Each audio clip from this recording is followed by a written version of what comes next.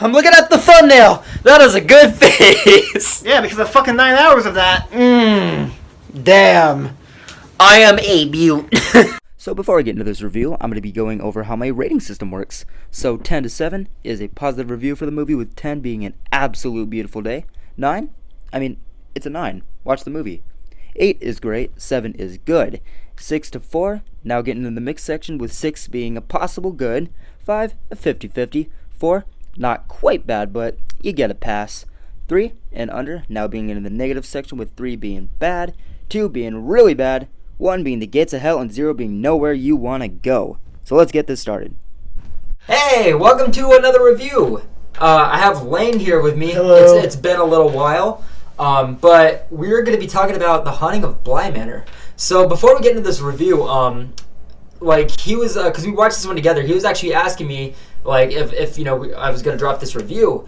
And honestly, I wasn't too sure. And then I watched the first episode, and based off of that first episode, no spoiler alert, you'll see as the video goes on. But after that first episode, I was like, all right, we're doing this. We're doing this. And this is certainly a season to talk about. So it's really interesting because unlike my other reviews, I actually didn't take any notes for this. There's no script, there's no notes, not a single letter. This is a 9-episode season, all about an hour each. So we're just gonna go, I guess, over what we want to talk about it. Oh wow, it was really 9 hours. It was 9 hours. We crammed it out in 2 days. Well, you know how it was Splash Mountain? You know, how it's the anticipation is really good, and then when... Yeah, I think I know what you're saying. You're saying the first episode? Yeah, it's ooh, yeah, and then it starts, and then you go down, you're like, Yeah. The first episode, dude, it was solid. After the first episode, I was like, why is this getting a lower score than Haunting a Hill House? This is whoa! Flanagan. And then 8 episodes after that, I just kind of It was oddly sweet for a horror series. It was sweet. It wasn't scary. It was a sweet... Yeah, I mean, the first 2 episodes I thought was terrifying. Were full of scare. Yes, we terrifying. all fucking jumped. Oh, sorry for cursing. No, dude, I got a potty mouth. Okay. But yeah, the first 2 episodes, dude, were full of scare, and I mean, the second episode, I didn't think it was quote good. I was like, okay, it's all right. It passed the time, but I mean, it wasn't bad. Overall, the series up until the second, third episode, it wasn't bad, but it just after those first 2 episodes, it just seemed like the scares just left. It feels like the first 2 episodes were what should have been, and then after that, it just kind of was like a drama. They were, yeah. Well, The Haunting of Hill House was a drama, and the drama was more scary than the scares. Yeah, but the scares, I mean, it wasn't even the fact of the scares, jump scares. It's just the fact that you could find every episode. It was ooh, I'm gonna find the ghost in this episode. It's so freaking difficult. And it was it was that in the second episode to an extent. There were there was less of them, and it was more easier to find. Kind of expected it this time, but in the first season, you really get a perfect blend of both drama and horror. There's the whole part with the flashbacks and the creature in the fucking basement, and then the whole thing with I think her name was Nell. I haven't seen the season in a year, but you get good practical effects based on some of the characters' deaths, and you don't get that in this season. It's just ghosts and drama and some spooky atmosphere, but really that's it. I mean, it's if CW was able to do a scary series. Yeah, I mean, maybe it's not so much the fact that it was a bad season. It was just from the first season, it's we really needed more. But it was really lighthearted, even though they shouldn't have done that, because it's based off of a novel that was kind of spooky and scary. Yeah, I mean, I like the turn of the screen. It's hailed as one of the best horror novels ever written. But not the turning. Turning is yikes. Yeah, that was the thing. Is I liked some of the acting somewhat. There was a lot of weirdness, especially with the character Danny. Oh yeah, her voice from adult to kid. She's the perfect mix of a 4-year-old and a 20-year-old. What is going on? But no, there was perfectly splendid. But there, no, it wasn't.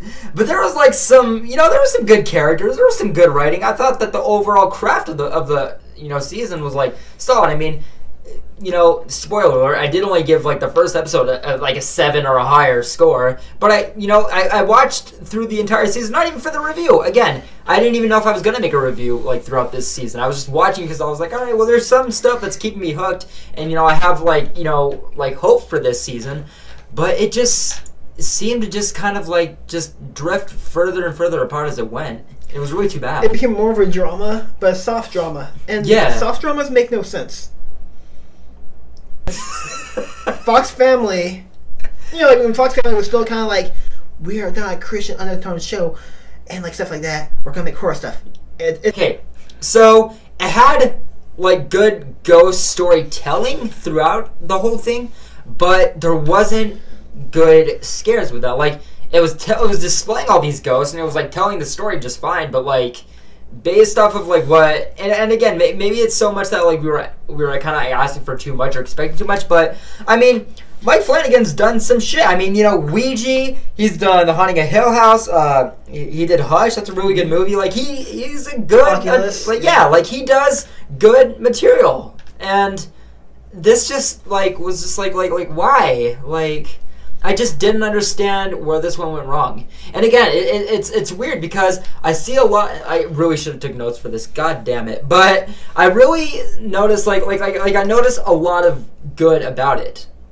Again, but then there's like even though there's a lot of good, the things that we needed, I guess, like the most weren't there. I saw a sweet ending. It shouldn't have been sweet.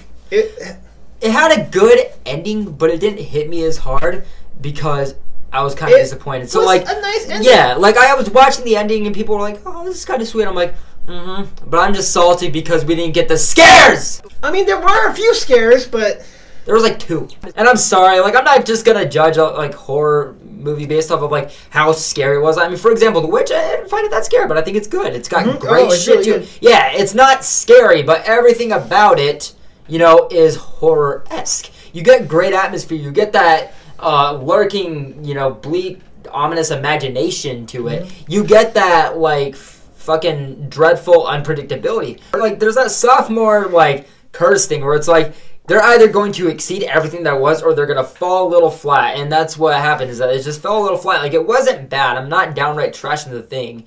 It's just like I'm not gonna revisit it, and I hope that the 3rd season, if there is one, I think. And I'm hopeful about this, that it will be, possibly the best, because that's just generally what happens. There's a big pattern, and it's very, very common and very popular and noticeable. That was my thoughts on Bly Manor. I should have done, notes on this one, but, it wasn't until, maybe episode, 5 or 6 that I started taking it serious, and I'm like, yikes, should have got the notepad out.